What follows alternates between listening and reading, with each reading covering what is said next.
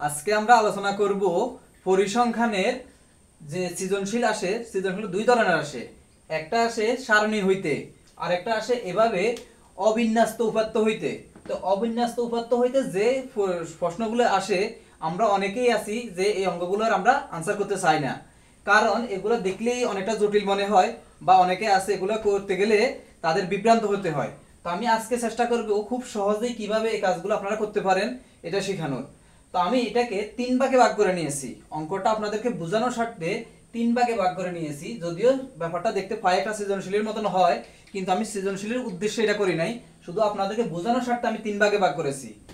প্রথম কথা, যদি আপনার প্রশ্নে পরিসর নির্ণয় করো, শ্রেণী সংখ্যা নির্ণয় করো এই কথাগুলো না থেকে সরাসরি যদি গণসংখ্যা নিবেশন সারণী তৈরি করো, গণসংখ্যা নিবেশন সারণী তৈরি করো এই কথাটা থাকে, তখন আপনারা যা করবেন, প্রথমে পরিসর নির্ণয় করতে হবে।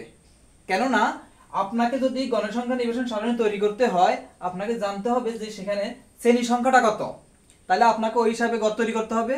এবং শ্রেণী সংখ্যা জানতে হলে আপনাকে আগে জানতে হবে পরিসরটা, যে এখানে পরিসর কত।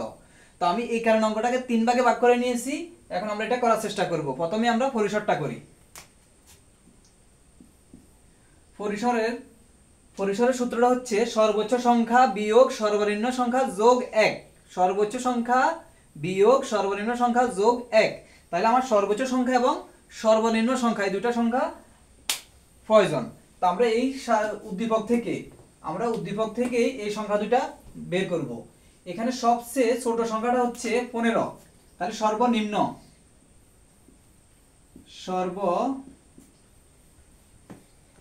সংখ্যা 15, সর্বোচ্চ সংখ্যা, এখানে সর্বোচ্চ সংখ্যাটা দেখা যাচ্ছে 40 আছে, দেখি 40 থেকে আর বড় আছে কিনা। 41, 42, 42 এর চেয়ে আর বড় নাই, তাহলে এখানটা সর্বোচ্চ হচ্ছে 42। এখন আমরা জানি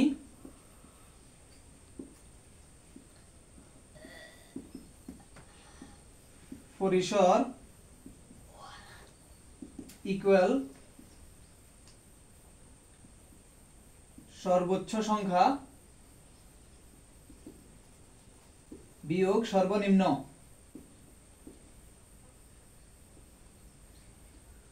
সংখ্যা যোগ 1। সর্বোচ্চ সংখ্যার জায়গায় যদি আমরা সর্বোচ্চ সংখ্যাটা বসাই, মানে সবচেয়ে বড়টা, তাহলে 42 বসাইতে হয়, বিয়োগ সর্বনিম্ন সংখ্যা সেটা হচ্ছে 15 যোগ 1। তা আমরা যদি এখানে প্রথমে বিয়োগের কাজটা করি, ব্র্যাকেটের কাজটা আগে করতে হয়। প্রথমে আমরা বিয়োগটা করি,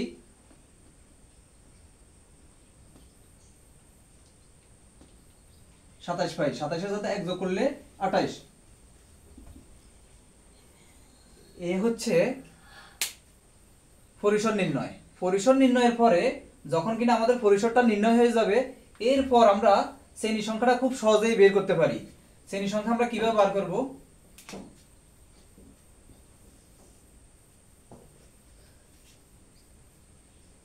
আমরা এভাবে লিখব, ক হতে পাই পরিসর 28। এখন পরিসর যদি 28 হয়, আমাদেরকে শ্রেণী সংখ্যা বের করতে হলে জানতে হবে যে এখানে শ্রেণী ব্যবধান কত বলে। শ্রেণী ব্যবধানটা আমাদেরকে কত বলে। যদি শ্রেণী ব্যবধান 5 বলে, শ্রেণী ব্যবধান 5 ধরে কাজ করব।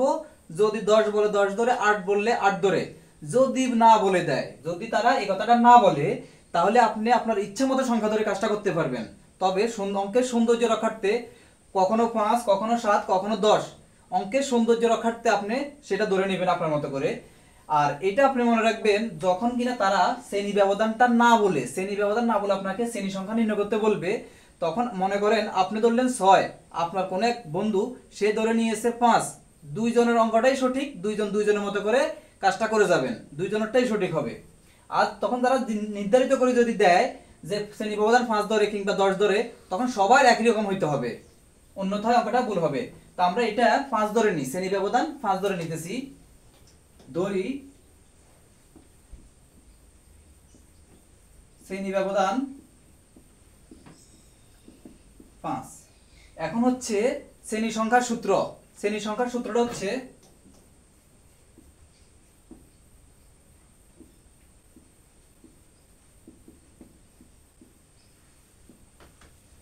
শ্রেণী সংখ্যা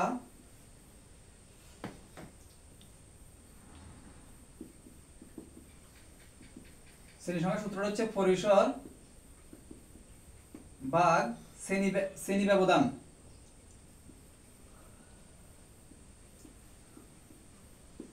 আমাদের পরিসর আছে 28, যা আমরা ক থেকে পেয়েছিলাম, আর শ্রেণী ব্যবধানটা আমরা ধরে নিয়েছি 5।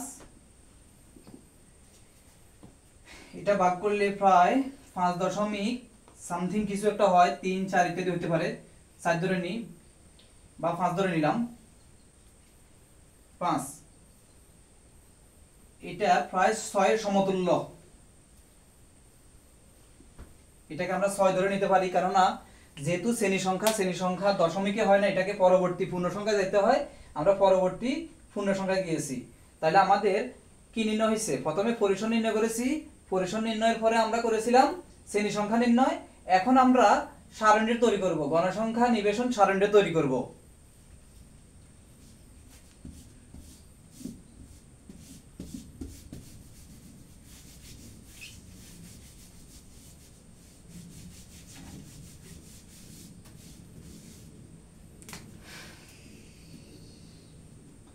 আমরা গড় পেয়েছিলাম শ্রেণী সংখ্যা পেয়েছিলাম আমরা 6, আর বাংলা লেখার জন্য লাগবে আরো একটা গড়। মোট 7টা গড় নেব এখন।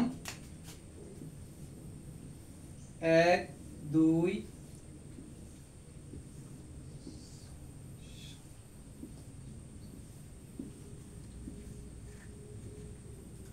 শ্রেণীব্যাপ্তি, ট্যালি, গণসংখ্যা। এখন আমরা যদি শ্রেণীব্যাপ্তিটা লিখতে যাই, এখানে সর্বনিম্ন সংখ্যাটা আমরা পেয়েছিলাম 15। 15 থেকে আমরা 5 হিসাব করব, কারণ আমরা শ্রেণীর ব্যবধান 5 নিয়েছিলাম। তাহলে 15 থেকে শুরু করে 19 পর্যন্ত শ্রেণী ব্যবধান 5 হয়। একইভাবে 20 থেকে গণনা করলে দেখা যাবে 24 পর্যন্ত। 25 হইতে 29, 30 হইতে 36, 35 হইতে 39, 40 হইতে 44। এখন আমরা একটা একটা করে সংখ্যা এখান থেকে কাটবো, আর এখানে ট্যালিতে দাগ দেব। 17 পড়তেছে এই ঘরে। 22 পড়তেছে এখানে। 27 এই জায়গায়। 23, 33, 39, 40, 30, 15, 19, 28,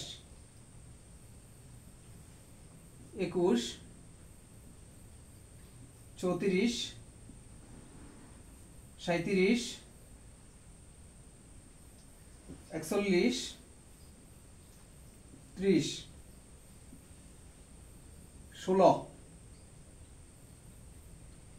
38, 42, 26। এটা 4টা পাইছি আমরা গণসংখ্যা। এখানে 3টা, এখানেও 3টা পাইছি, এখানে 4টা পাইছি, 3টা, 3টা। এই হচ্ছে গণসংখ্যা।